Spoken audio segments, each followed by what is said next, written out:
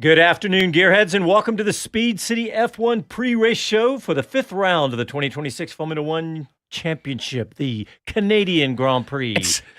What are you laughing at, Greeny? Well, it's the 5th round and we're in June. I know. That is the funny thing. It feels so strange. It's a weird odd. season. We've started, we've stopped, we've had a month break already, but yeah, we're going to get you ready for a very interesting race is what it's looking like after qualifying and sprint both being really good. Yeah. So, this Jon Massengale, that was Jonathan Green, and Bob Varsha is joining us from Atlanta, and Chris Medland will be joining us from Melbourne with a live microphone in the pit and paddock. Melbourne? What did I say? Did I say He's Melbourne? live from Melbourne, yeah. Montreal. See, Yeah. it's round one. It is. We're back Welcome to to round the one. new season. I knew it started New with rules. with an M.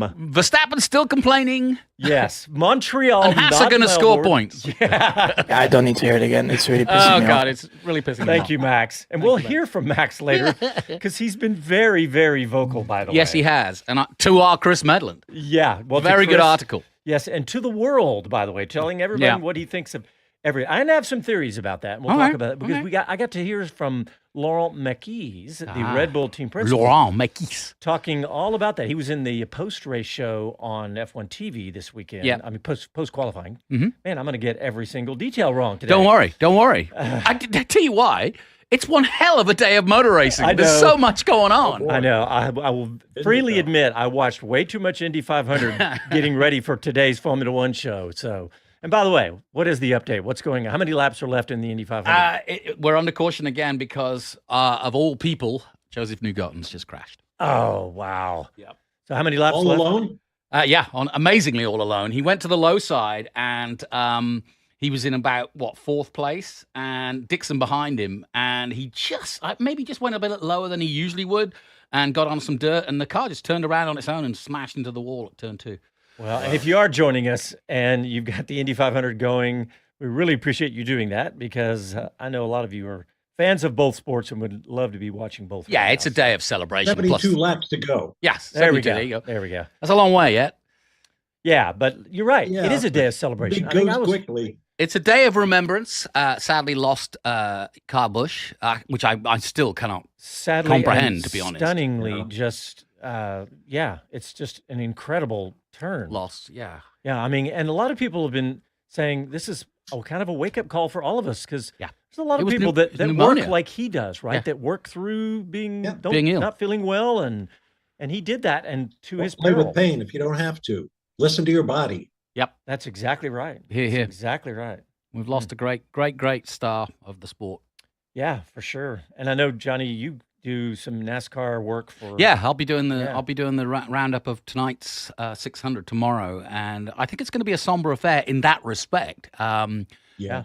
Especially as Kyle was at the top of his game. He won the truck race at Dover last week. I mean, I know he won 6 days before he passed away. it's almost beggars belief, you know. Yeah. Carson Hocefer. Well, we've seen that before. NASCAR races so often, yeah, and those drives are so precious to the guys and girls who have them that, you don't want to leave the game because you may not get back into it. Not because of your sickness, but because somebody else came in and did a good job. So, yeah, they're under a lot of pressure.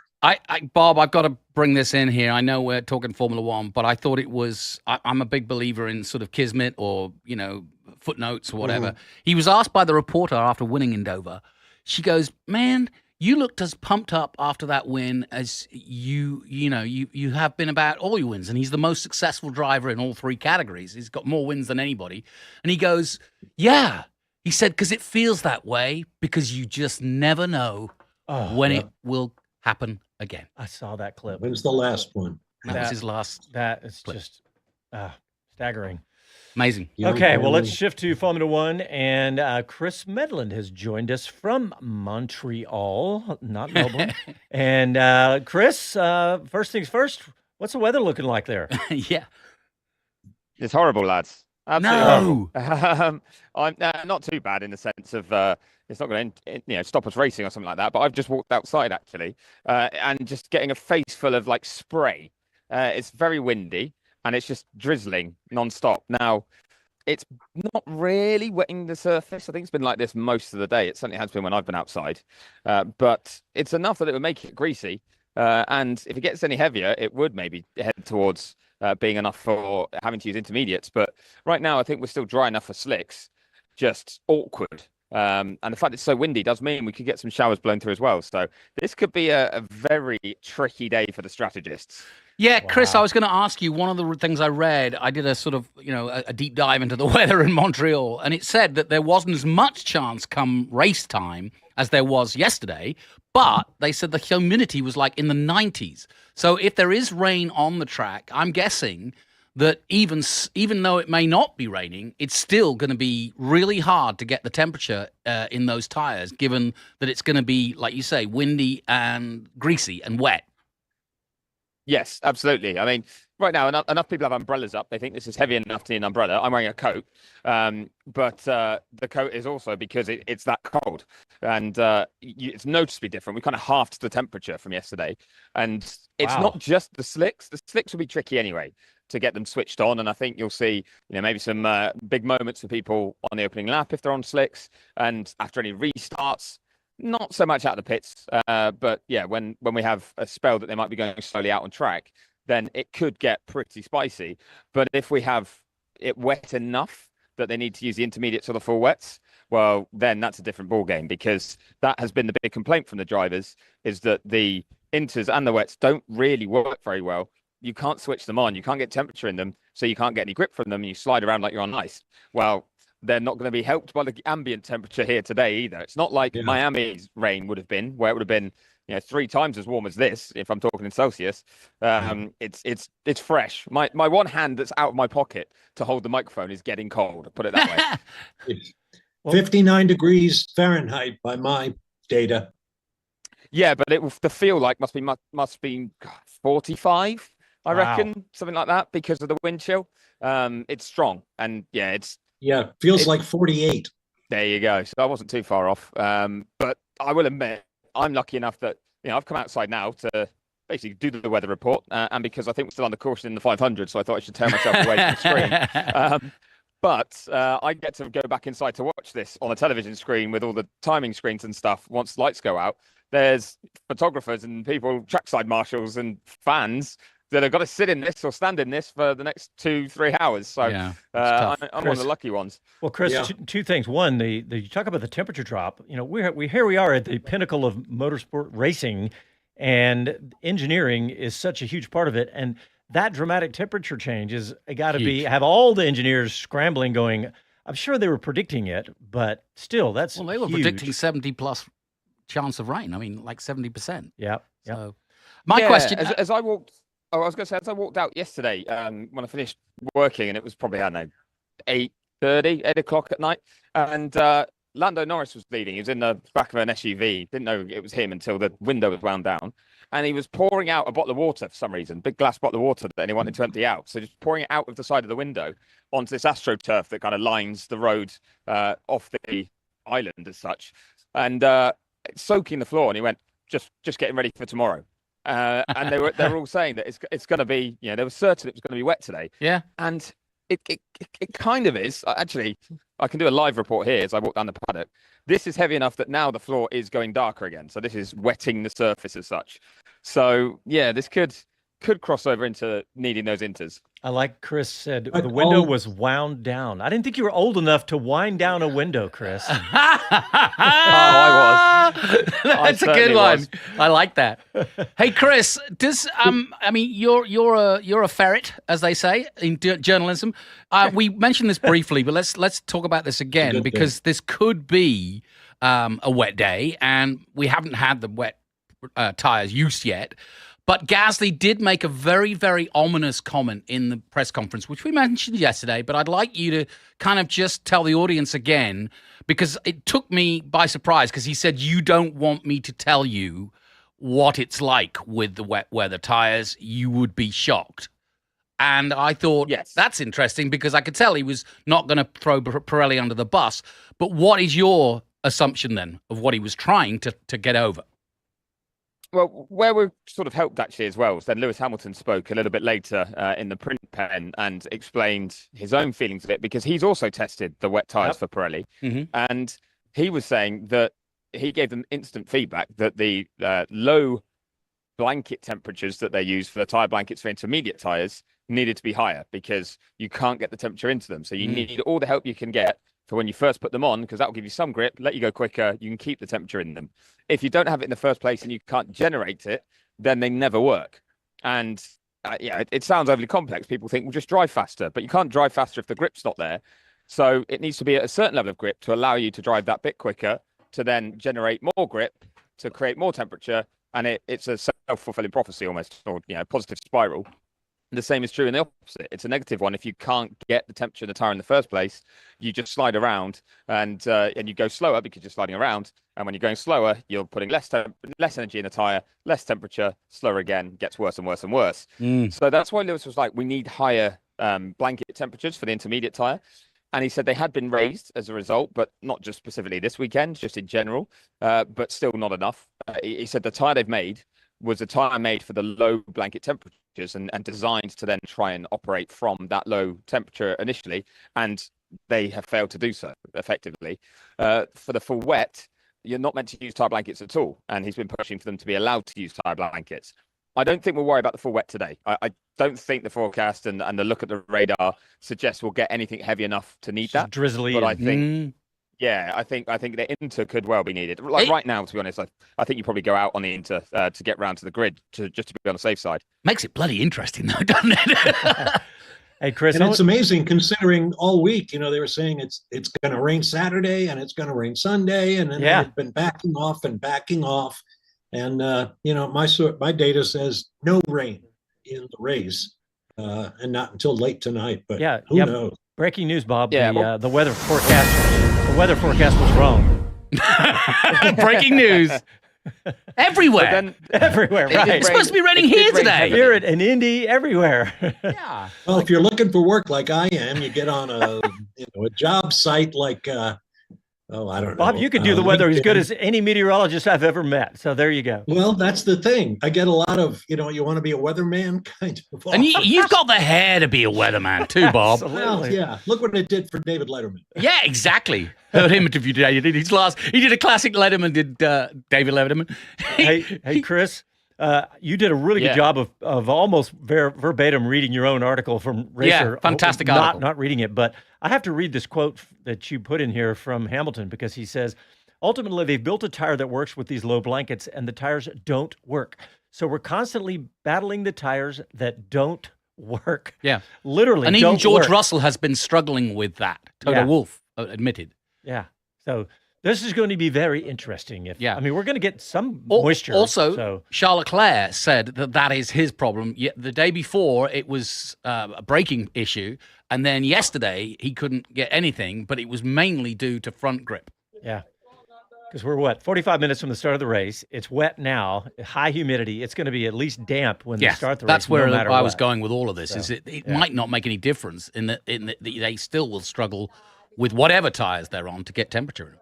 Well, I just want to give a little history and specs of the circuit, right? It's a pretty short track as tracks go in the Formula One calendar. It's 4.3 kilometers, 2.7 miles, and 14 turns, 70 laps. First race here, you remember the year, Johnny Green? Ooh, it's the 23rd time they've been here.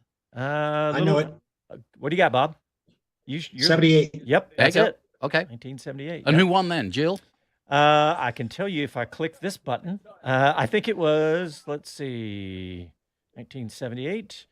Gilles Villeneuve. Won in a Ferrari. Yep. And they named the circuit. Originally named the circuit Circuit Le Notre Dame. Yes. And renamed in 1982. Heaviest braking. It's a simple layout, but the heaviest braking in Formula One. Or certainly one of, if not the most. And in fact, back in the day, I don't know, Chris will probably be able to inform us, but I remember... and Bob, I'm sure, will remember, they used to have special brake discs just specifically for this race because it was so heavy braking. Yeah, makes sense. And they would heavy, go... It's like special aero for Monaco and Mexico. I don't know if that's the case still today, but it was certainly the case a few years ago. Yeah. All right, well, let's get it. We have bigger brake ducts, like intakes. Well, that makes on sense. the front in particular to help with the cooling. Yeah. Because even though it's cold, so the engine cooling side of things, they've closed up from Miami, and people have far tighter bodywork and smaller gaps to cool the engine, but they open up the brake drums at the front, or the brake intakes at the front, to help cool the front brakes in particular. Because when you're following another car as well, they don't cool down in hot air from behind another car. So we do see quite often. Well, I say quite often, sometimes at this race, we see that we get a bit of a spread of the field because drivers don't want to be too close behind the car in front and have overheating brakes. All right, well, speaking of brakes, we need to take a break, and we'll be back right after these messages. Ducks and groundhogs. No, ducks. Oh, ducks. Sorry. Ducks, as in air ducts, not as in quack, quack. No, but I was. All right, we're live on YouTube. They're getting to hear behind the scenes. And they're getting entertained. Yeah. And thank you all for joining us. There's 12 people that have on the Indy 500 on one TV and us on a laptop or an iPhone or an iPad or something. We got Tim here. We got Bill Ricker, Kevin Kelly. Yeah. Mike Bowles is here. What's that, Chris? I said you made that 13 because I'm one of them. Oh, yeah, there you go. Man, I was just, I got totally sucked in watching. I was like, wait a minute, I need to do some show prep for Formula One. Hey, Greeny, where are we? You said Daly was leading? He was, but he's dropped down to fourth now. But it's becoming quite a time in the lead. He did a lot of laps in the lead in the first half. Okay, thank you, Joe of Oyster Bay. Thank you very much, because he's giving Greeny a hard time about his glasses. I know. I forgot my glasses, so I'm like. Chris, so you usually get to paint the picture. I'll paint it for you. Jonathan is wearing these tiny little readers, like they're half the size of normal readers, and they have no arms, so they're just precariously balanced on the bridge of his nose. So they keep falling down, and he keeps looking at me, and they're horizontal. And I haven't started eating yet. Exactly. There's an arm. Yeah, well, he's got the arms. He just doesn't have them attached. Okay, what else? Kevin Kelly's watching the F1 pregame. Okay, good for you. Give us any updates that we missed, Kevin. We're watching it sort of. And looking at all the water around the island in Indy there. I think we've got to move on with Chris, if he's still with us, for the next break, to talk about the other excellent article he wrote on Racer.com. Which one? The one about 60-40. I'm off out of here. I'm off out of here? Yeah. I'm off out of here if it ain't. Yep. Well, you know what? We'll. Matt. All right, here we go.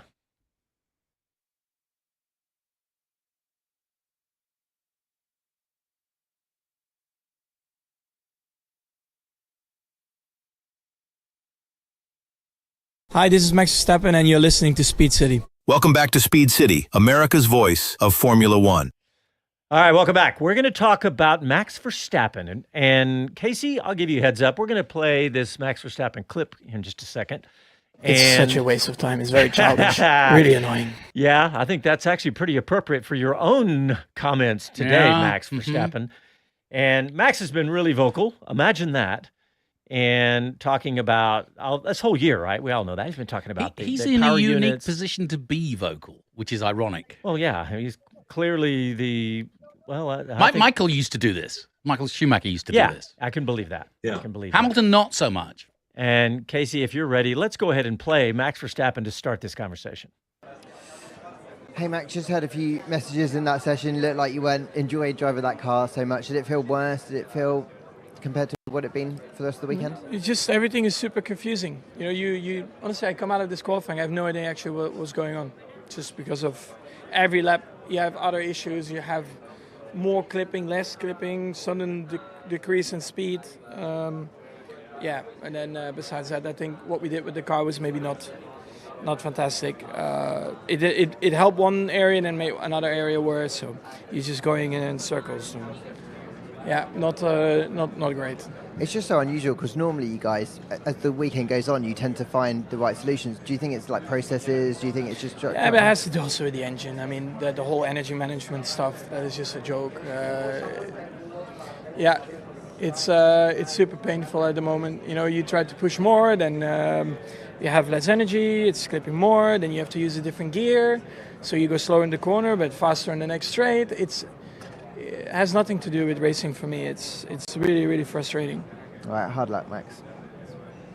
Wow. Yeah, pretty strong stuff. So, Chris, you wrote this article. Expand on what Max was just saying there. Essentially, he was saying that. So we've got this agreement in principle from the FIA that we're going to move the balance of power between the ICE and the battery power from what's currently close to 50-50. It's still a little bit weighted more towards internal combustion, but from that to 60-40 in favour of internal combustion from next year. And that can take on a number of different forms to do that. One of the ways is just increasing fuel flow, but if you increase fuel flow to get more power from the ICE, then you need to have a bigger fuel tank. You might need to change around some hardware, so it could be expensive, could mean that you have to make some tweaks to your chassis. And it does mean that not everyone's fully in agreement about how it's going to happen, but it seemed to have been agreed in principle that it was going to happen. And Max said on Thursday, that was good. That's heading in the direction he wants. He's happier, and that means he'll stay in F1. Then we've heard, just as this weekend's progressed, a few teams, it seems to be Ferrari are one of the ones pushing against it, Audi too, for financial reasons, who aren't so keen to make these changes or want to lessen them, because the Ferrari reason appears to be they think they're going to be in line for additional development and upgrade opportunities, or a duo, as we're calling them, this season. And it'll be after this race that you get the first allowances published. Now, if you're changing the hardware for next year, and you're going with a new type of power unit to address the issues we've had this year, well, then everyone gets to make those changes and you lose that advantage of being able to do those additional development opportunities. So Ferrari don't want to lose that advantage, and therefore saying maybe we don't want to change so much. It's getting political, basically. And because it seems to be that there's a little bit of doubt whether it will still happen or how it will happen, Max is saying, well, if it, I've said that if it does happen, I'm happy. If it doesn't, I'm not staying. And it's consistent with what he said. But I have had a source from F1 who, they're normally very keen to keep Max happy, going, we're getting tired of it now. It's every week. It's just so you know. And they're like, okay, we get your stance. Let's leave it there. But admittedly, he gets asked the questions. He gives us the honest answers. Yeah, and I think that's the side of it is that unlike some drivers in the past, he's not trying to be political. He's just telling you how he feels, and I believe him. I do believe. And there's another flip side to this, which I'm going to mention in a minute. But I do believe that's how he feels. He doesn't like to race this way. And it may turn out to be, too bad. That's the way Formula One is. And if you don't want to be part of it, and other drivers have said, look, we can continue without him. And he does complain every week. But I wanted to mention that Lindblad quote again. I watched the Skypad with Karun, and Karun took him through his procedure for getting ready for qualifying, and he said, look, tell me what you're doing with your hands, tell me what you're adjusting, tell me why, and so on. And it was really interesting, especially from an 18-year-old who'd never seen the track. And he went through it, and he said, well, how does it compare since we changed the rules after Japan? Do you find yourself working overtime in the cockpit? And he said, no, it's instinctive now. I don't even think about it. On his fifth race. On his fifth race. Yeah. And there is the juxtaposition right there. And that's unfortunately why Max may actually lose this battle, even though he is a major influencer, obviously, of the sport. But I just thought that was an interesting caveat between the two. One in very similar cars, all right, different teams, but, essentially different cars. One coming from, I'm brand new, I love it. And the other saying, I've had enough of this. Bob Varsha, does this remind you of drivers in the past when changes have come through? Well, yeah, I was thinking about the difference. You hope that cooler heads prevail when you have someone like Ayrton Senna complaining about the rules in that the pole sitter was not allowed to choose his starting position inside or outside line. And that made sense. So a lot of us, nodded and wrote the stories. If it's just someone saying, I don't like this, this bothers me, then you've got to make a value judgment. Is this something that will benefit everybody, or are we just benefiting Max Verstappen? And if it's the latter, then somebody's got to have the spine to say, well, tough. You want to get paid like this? You want this worldwide acclaim? You're not going to get it racing GT4 cars on the Nürburgring. I mean, that's just GT3 cars. That's exactly what I was thinking. And it has its own foibles, whether it be BOP, whether it be weather, whether it be slower cars. There's all sorts of controversy. Well, I like that you started with BOP as in GT racing. That is it's all about. Hey, so Chris Medland, what about the fact that he has a teammate that's qualifying and driving right there with him. I mean, this is something he hasn't seen in a while. Does that have any effect on it, or is he just brushing that off? I think it has a slight effect because I think Max believes, and I think most of us would agree, that he is one of the best, if not the best driver out there. And if he feels that he's not being able to exploit those skills because of the machinery, and not because the Red Bull is uncompetitive, but because these cars just require a certain driving style, but also don't reward traditional driving styles that make you go quickly, then he feels like it's basically hurting his talents. And I think every driver in this paddock has an ego, and a pretty big one, because they have to be operating at this level.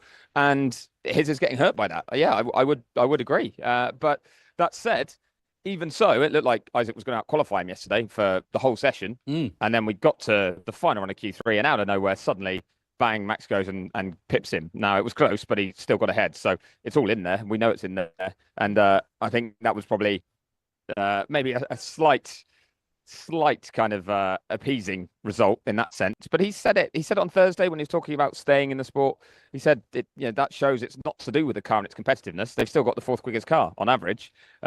It's the changes and the enjoyment that he's focused on, not winning. He'd love to be winning, but he would not want to be. It wouldn't keep him in F1 if he was just winning with these cars. They have to be something that he enjoys more. Is what. Yeah, and that's what he's been complaining about. All right, we're going to move on from Max Verstappen. We're going to talk about George and Kimi. You said it, I think, yesterday on the air, if not before we went on, but you were talking about how this reminds you of the Hamilton versus Rosberg, or even Alonso versus Hamilton, where you have the guy who's coming into the season who's the seasoned vet, no pun intended, and that the expectation of him winning not only most of the races, but maybe the championship, and now it's happening again. Do you see the comparison? Do you think it's similar?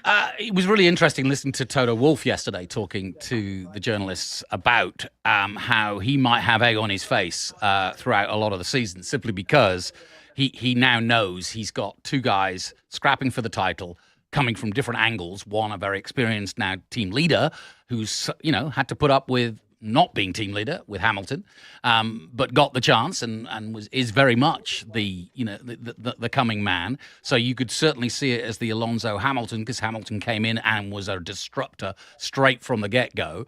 In fact, won his first Grand Prix here in Canada. Tick that box. Yep. So is Kimi so far. So is Kimi.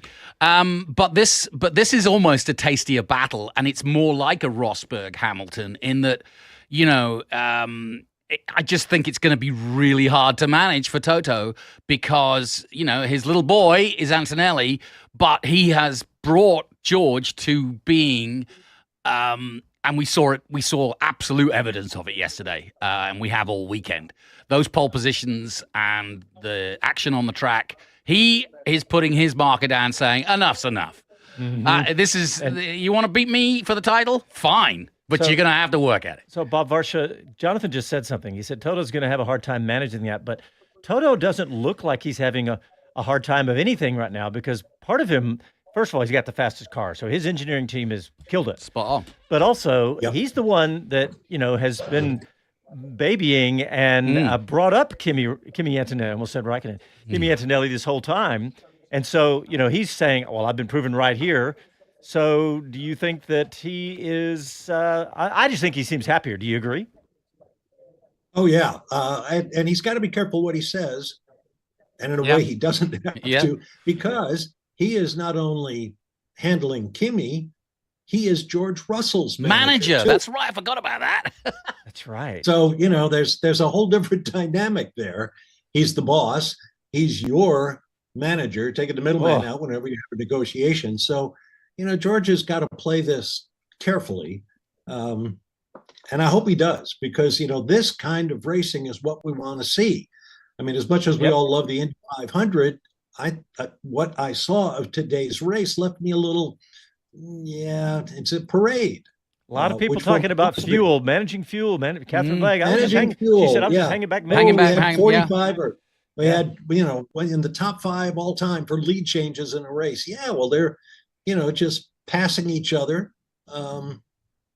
lap To save after fuel. lap. And Yeah, creating that's what I was going to say, fuel. Chris, to save fuel. Yeah. And we just had a whole Yeah. sort of half hour of Palou and Dixon helping each other save fuel, and Rosenquist sitting in third going, oh, that's nice.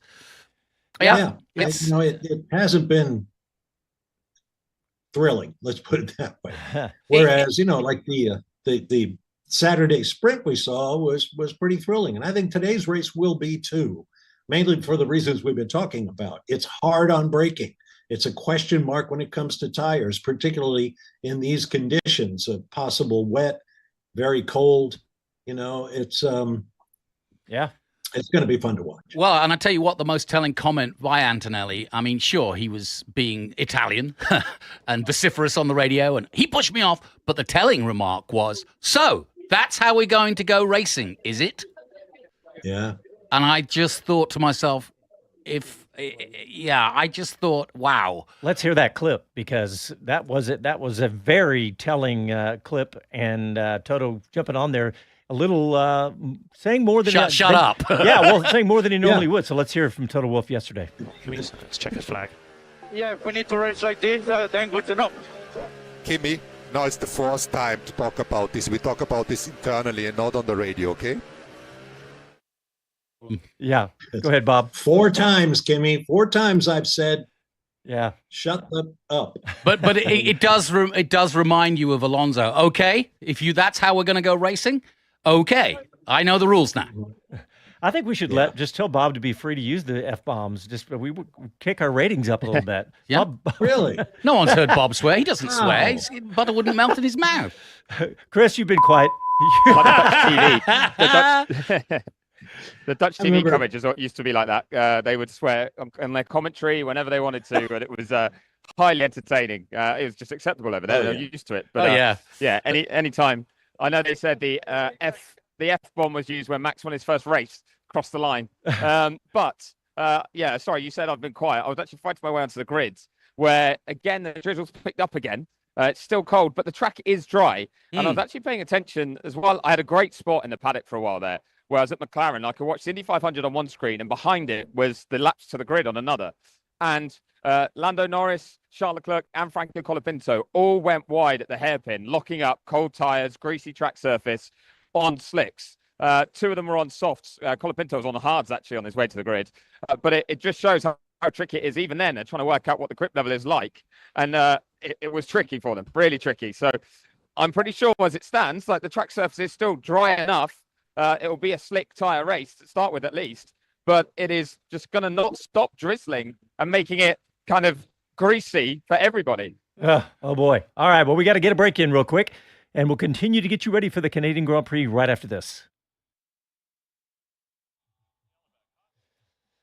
All right. Jumping in on YouTube. Let's see what's happening. Mike Bowles says, I have to agree with Max. We're old schoolers, and we are old schoolers, I guess. And Max seems to feel that fundamentally racing has changed as we knew it. Well, it's true, Mike, but it's gone through a lot of those iterations and generations over time. So, yeah, I agree that it needs to move more ICE, more towards combustion. Yeah, I mean, they're doing it with you've got to look. Formula One are trying to please everybody. That's the hard part.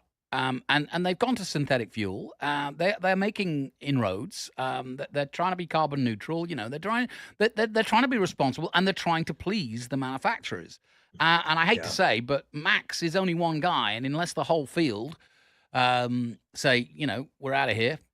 There was an article on therace.com, and I didn't get to read it yet. It said why F1 needs to quit placating or about kowtowing down to the manufacturers. Race, the race is like 15 volumes each story. I know. It's hard to get. They do go in depth, don't they? Yeah, which is great.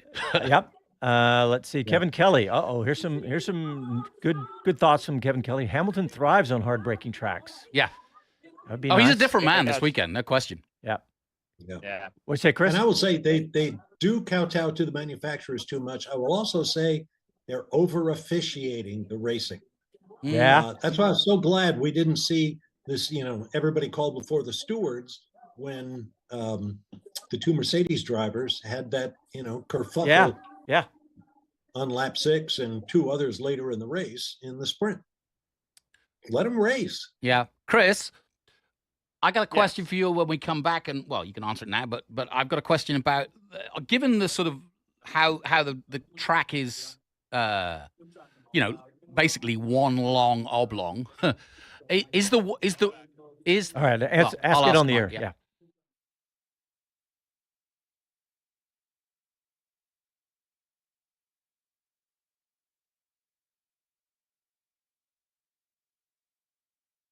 I'm George Russell, and you're listening to Speed City. Welcome back to Speed City, America's voice of Formula One. This segment is brought to you by you. If you're interested in advertising with us, give us a shout. info@speedcitybroadcast.com. Oh, I like that one. Hey, Greenie, you had a question you were about to ask. Yes, I'd like to ask my learned friend of jacket, and he, of course, is the purveyor of fashion. But the other fashionistas are, of course, the bouffant of Beretta and the long hair of Laura Winter. And I'm noticing that they are puffing away, and it is quite strong. More hairspray out there today There's than a lot usual. of wind out there, and I'd like to know from my learned friend where that wind, is it going north to south, i.e. on the elongation of the track, or is it coming across the St. Lawrence Seaway, which would be a real problem when I'm thinking about turn 8 or coming into the hairpin. So can you engage us? I can, because I can feel it very strongly. It's pretty much a headwind into turn 1. It's along the long back straight, you're into a headwind, almost certainly. Like there's a little bit, it's slightly swirling, but it's also slightly, if you're facing turn 1, it's slightly across to the right from head on. It could make these tricky. I think, again, when I mentioned the lockups and this going off at turn 10 hairpin, well, that's because they've got a tailwind there as well, so they're getting pushed along into that corner. So that might have been what caught a few drivers out too. Yeah. But I'm just positioning myself. I can barely hear myself think right now on the grid with the music that's on. But I'm hoping to grab a word with a team principal or two. Who should we go for? I got James Rowles here. Let's get James. Oh, yeah, we haven't had James. I don't know. Oh, he's listening to something, so he's making me wait. He's actually not listening to anything. He just loves making me stand. It's all the technology. He's frightened of your technology. What were you being told, James? What was so key on the radio? It's drizzling more than you perhaps realise when you're under the pit wall. So just having a chat with them of where we were in terms of crossover between slicks and inters. Right now, as we're talking to you, it's slicks, but it's going to be really tough conditions, and it doesn't need a lot more before inters start to come into their own. But is this the sort of conditions that you used to hate as a strategist, where it's not a clear choice? And yes, that must give opportunity, but if you make the wrong call and you're on the wrong tire, you're going to lose heaps of time today. No, other way around. I love these conditions. It creates opportunity, but everyone getting away on dry tires, it's not a predictable race. It's still good racing, but you're pretty much in position. You have an opportunity to really stand out, both in driver skill and also in decision making. So I look forward to this. So what's on the cards for you guys then today with the two Williams cars? I mean, at times the cars look really quick this weekend. And Carlos had particularly because Alex had that incident on Friday. We didn't get it all together in qualifying, no doubt about it. With Alex, simple facts were after he lost FP1, he was just on the back foot. And I could almost overlay for you every lap he was doing to Carlos, just one lap behind Carlos, which is an experience around the track. With Carlos, we didn't get it all right in that last run of quali. Just a little lock up into turn 1 cost about 3/10, and that's the difference between being in Q3 or not. We're moving forward, not where I want to be yet, but at least directionally correct. Well, good luck today, and stay dry if you can. But I'm going to go and find some others to see how they're feeling. Of course, he said that he loves it because we all love it for the same reason. Hey, Chris, I was thinking about something. You talk about this headwind straight into turn 1. Right. But that means as you turn from in turn 2, you're turning to the right, and that'll put you 90 degrees to that wind. Maybe we see a little oversteer and somebody. Same at the other end of the hairpin. Yeah, exactly. Yeah. A bit of all that, yes. But don't forget, at turn 1, you're closer to a big grandstand that might protect you slightly.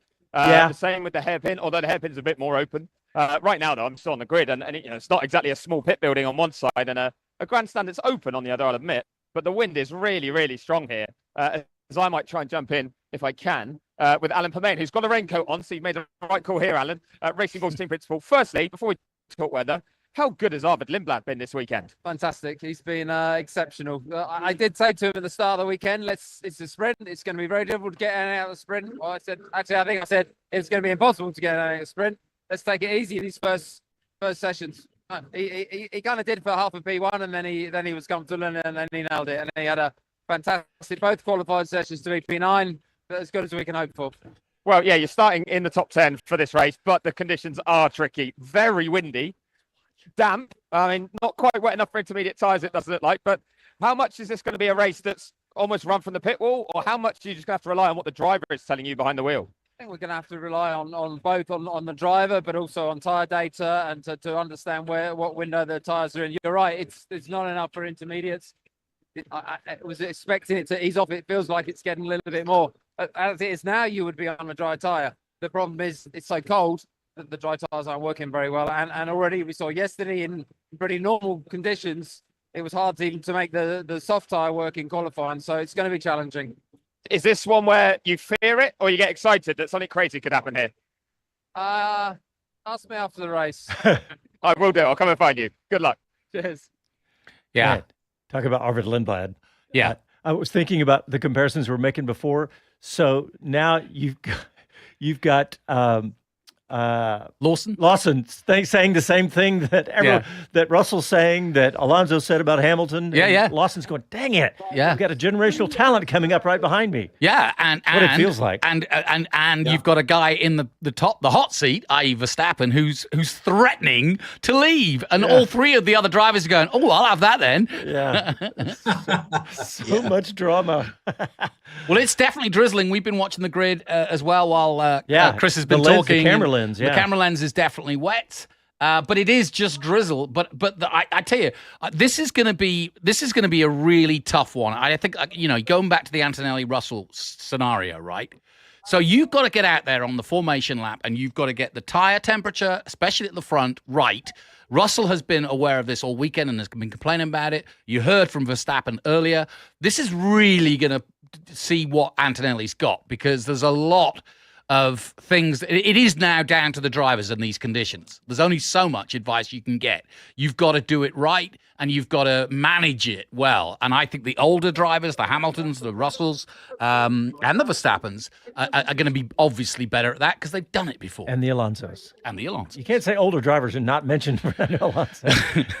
All right, well, he's adjusted his Zimmer for the race. He did. Yeah. All right, well, speaking of one of those drivers you just mentioned, let's go ahead and hear a clip from George Russell, because I feel like his tone and his demeanor seems to be managing all this pretty good, but he has a little bit to say about it. Let's hear from George Russell. Hey, George, well, congrats. Considering where the start of quali was, you must be so happy with the way that final lap pulled out the bag. Yeah. No, it felt great. It was a really tough qualifying. Conditions changed a lot today. It was much cooler. The track temperature in the order of about 15 degrees, and just couldn't get the tyres working, and we made some changes to the car to compensate. This wasn't comfortable. I needed to adjust my driving style to compensate, needed to adjust my outlaps to get the tyres more balanced front to rear, and just finally nailed it on the last lap, so that was so rewarding. And how did the chats go with Kimi and Toto earlier today? Yeah, they were good. You know, we both respect each other a lot. We're both fighters, and we know the rules. You know, the rules are you don't crash with your teammate, but we're not going to wave one another past. And you know, things that were said on track, if the roles were reversed, maybe, you know, I would have reacted in the same way, because as I said a couple of times already here, if you put microphones on 22 footballers and they get a tough challenge or they miss a goal or whatever, they're not going to be best pleased. And we're just in the world that everything we think, everything we say in that moment is being broadcasted. So that's never going to change. That's just how it is. Great stuff. Good luck tomorrow. It's a very good point. There is no other sport like it that. I mean, can you imagine ice hockey players? All being mic'd up. Yeah, or whatever. We should find out who makes that decision about what radio clips to put on the air, and talk with that person about what the standards are. What are you looking for? All right. Well, we'll talk all about that right after this break.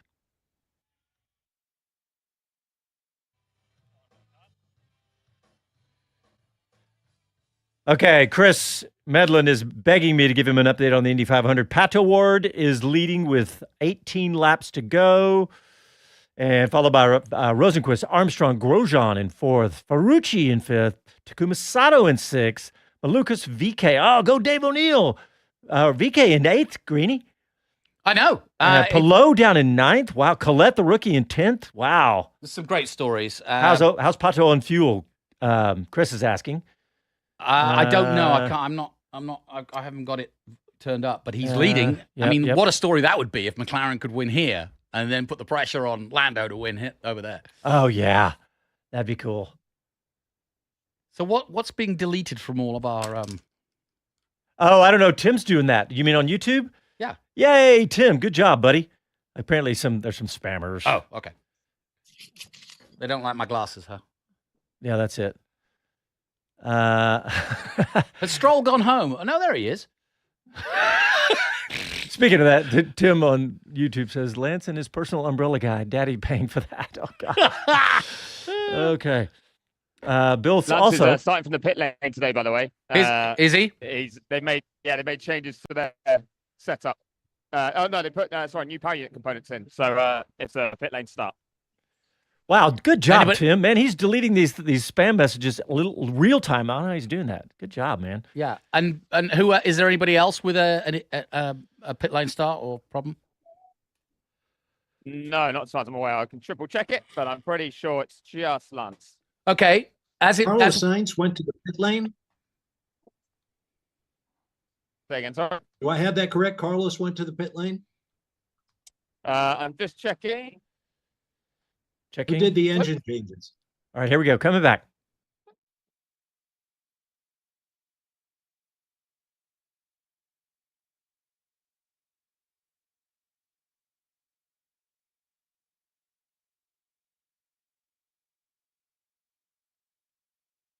I'm Liam Lawson, and you're listening to Speed City.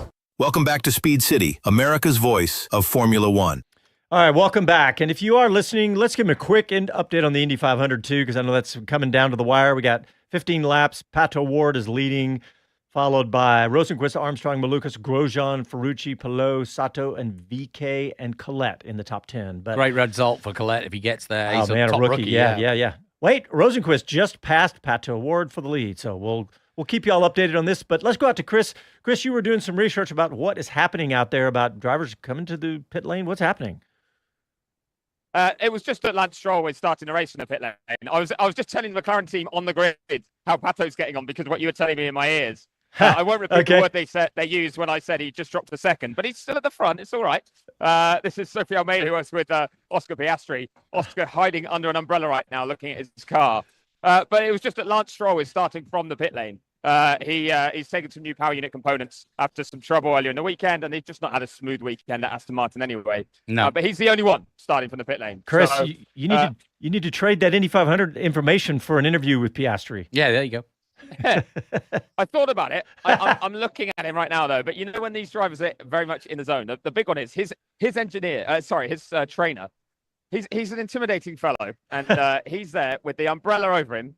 Like the elbow blocks the route to Oscar anyway, but I just don't really fancy taking him on if I'm truly honest. But I could always put myself in his eye line, but I'm not the only one doing that. The Italian Sky TV are doing the same, and he doesn't seem all that keen to be interrupted by them either. So you might be seeing him actually on your screen soon. There's an F1 camera right under his umbrella too. It's just quite interesting when you see this. Like Kimi's just wandering around the front of his Mercedes, and I think what he wants to do actually.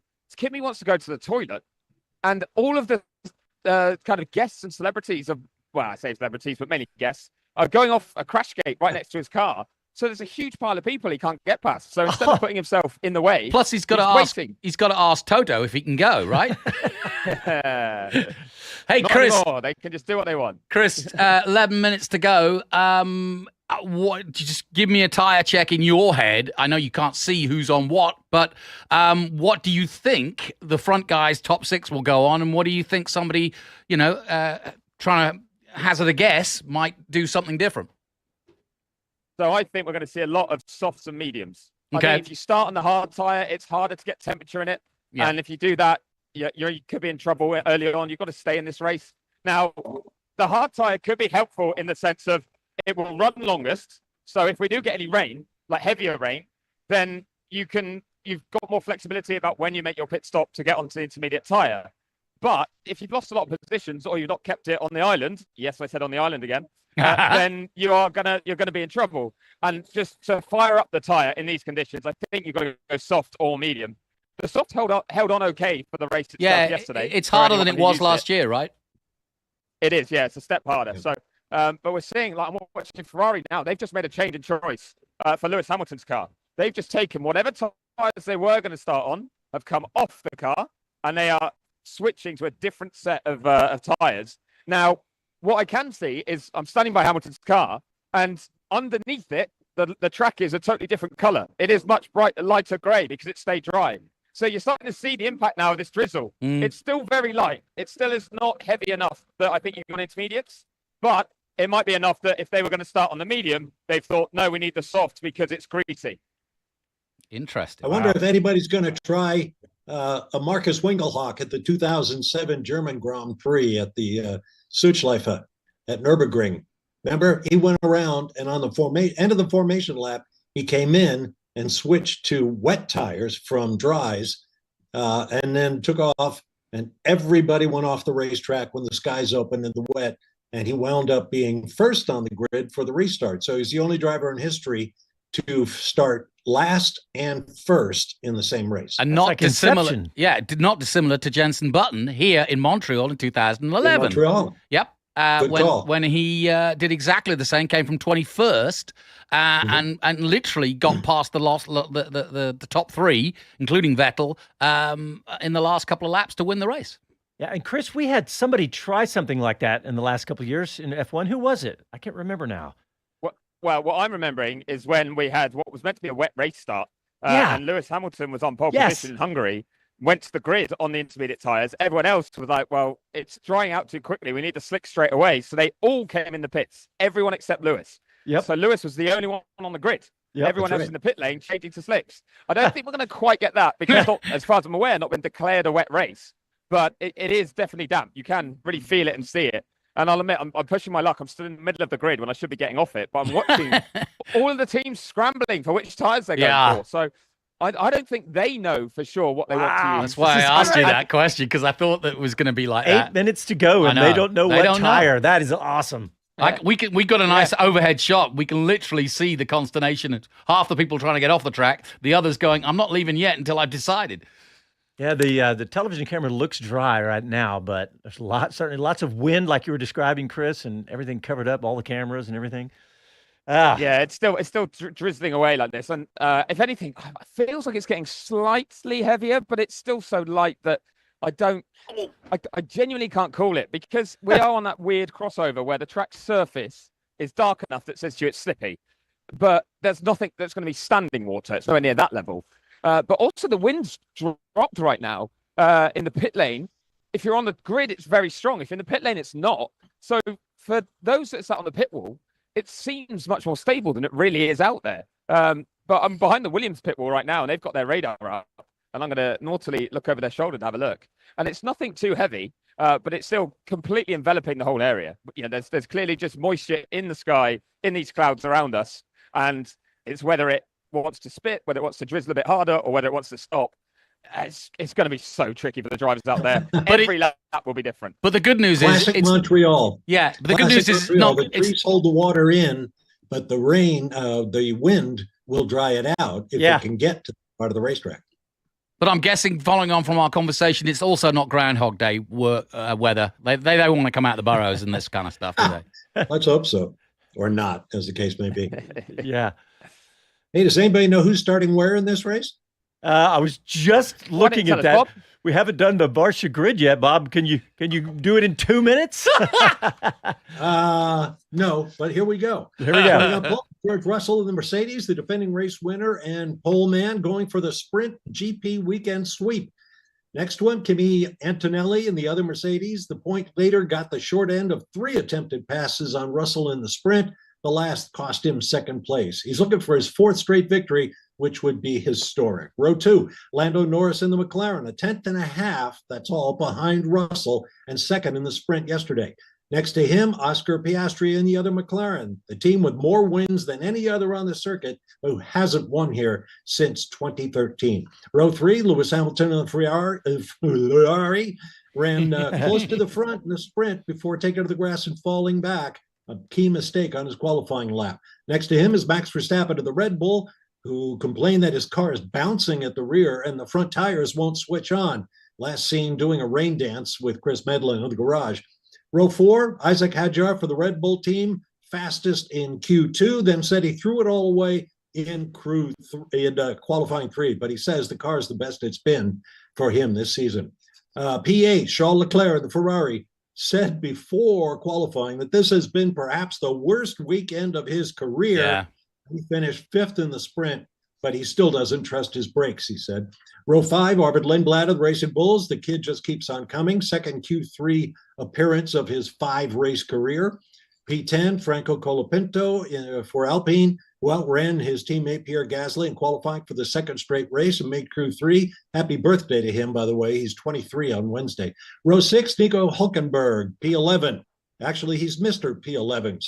He is. Seems to start there all the time. Next to him, Liam Lawson, P12 for Racing Bulls. Lost all of practice one Friday with a hydraulic leak that also cost the team a €30,000 fine for a non-functioning clutch release button. Row 7, P13 is Gabriele Bortoleto in the Audi. The German cars are quietly creeping up on the field race by race. Pierre Gasly starts 14th, frustrated to be the team number 2 again this week. Row 8, P15, Carlos Sainz and the Williams developing a habit of running well early in each session, then fading as the session goes on. P16, next to him is Ollie Behrman and the Haas, who went off track on both of his qualifying hot laps, and as a result, he starts back where he does. Row 9, P17, Esteban Ocon for Haas, spent the weekend forcefully denying rumors that he had a falling out with team principal Ayu Komatsu in Miami. That might lead to him being replaced. P18, Alex Albon of the Williams earned a glowing review and maybe a gold star from People for the Ethical Treatment of Animals for avoiding a local rodent in the sprint race, but managed to damage his car in the process. Row 10, P19, Fernando Alonso in the Aston Martin. A shot at advancing to Q2 was lost when Freddie came across the Cadillac of Sergio Perez in the final chicane. P20 is this aforementioned Sergio Perez, showing real progress for the American brand, finishing the sprint in 11th place before a 10-second penalty for crowding dropped him to 14th. Row 11, we've heard about Lance Stroll starting from the pit lane, waving to the crowd the whole time. So he exchanges positions with Valtteri Bottas, who's pretty much in the shade of teammate Perez as things are going. Anyway, that's how they start. Let's see how they do. All right. Well, we're down to the wire. We got about 2 minutes left in the show. It's time for predictions. Bob, go for it. Mr. Varsha. Oh, geez. Okay.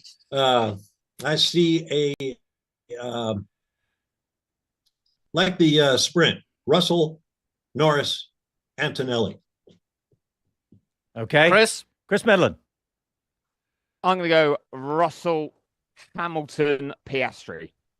All right, Johnny, you're writing them down. You me go next? Yep. Award, Rosenqvist, Grosjean. Oh, this one. Let's say. Good effort. I'm going to go Kimi Antonelli, Lando Norris, George Russell. And I'm going to go Russell, Norris, Hamilton. What was your third? Let's see. Antonelli. Russell. Third. I like it. We're all different. Okay. Well, we're 90 seconds from the start. Any weather minute? Yeah, weather update from the Wizard. Definitely. I've actually run inside now, so I can't give you the split second one. That's all right. But it definitely wetter than it was when I went out there to start this show. Everything, the darker tarmac, and you can really feel it. So challenging, cold, wet, windy. It's going to be a fun one. Yeah. Well, Formula One just tweeted red flag at Indy with 6 laps to go. Is that right? Yep. Yeah. That's right. Well, Kaya Collette just blew up. Yep. Yeah, big hit. I saw that at the McLaren hospitality as I walked by. Yep. Well, people Jonathan, are going to need a double screen this one. Yeah, you asked about the rain. Formula One just tweeted, moments away from the lights and the rain is rolling in. Well, you just saw a shot of Montreal, the city, and you can actually now see on this high camera that it definitely is drizzling heavier than when Chris was out there. You could see it even on the visors. On the visors of Hamilton, yeah. All right, thanks, everyone. Stay tuned for the race right here and come back right afterwards for our post-race show. Thanks for tuning in.